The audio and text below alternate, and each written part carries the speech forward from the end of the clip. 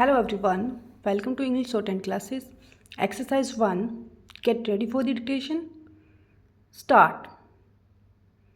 This assembly decided last year almost unanimously, I think, in favor of general widespread disarmament. The great nations of the world have committed themselves to it. The United States, through its president, recently put forward proposals which are in line with what this assembly has decided. The Soviet Russia has put forward proposals to the same effect, varying them slightly but essentially aiming at the same thing. There is a good deal of commonness about them in broad outline. If that is so, why should we not grasp this opportunity and remove the fear and terror from people's minds and devote our energies and resources to the advancement of the world?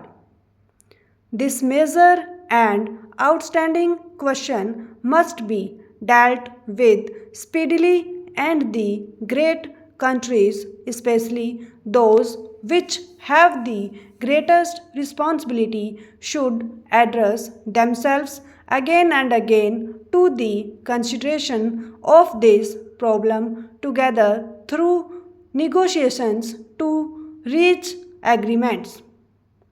Such agreements cannot be merely agreements between some countries, however great. These must represent all the members of the United Nations. But I do think that it is better for a few countries to deal with this problem to begin with. I feel rather strongly on this question, although we in India are probably not situated in the major theatres of a possible war. Everything that man has striven for in the past thousands of years is at stake today. While I feel as strongly as possible about the freedom of the colonial countries and other dependent people, I do think that the biggest question today is the question of war and peace and disarmament. The General Assembly passed a resolution recently about nuclear tests. It was a great misfortune that after a period of abstinence from nuclear tests, there was a resumption of these tests. Immediately, it becomes more difficult to have treaties for ending nuclear tests because the whole atmosphere becomes one of fear and apprehension.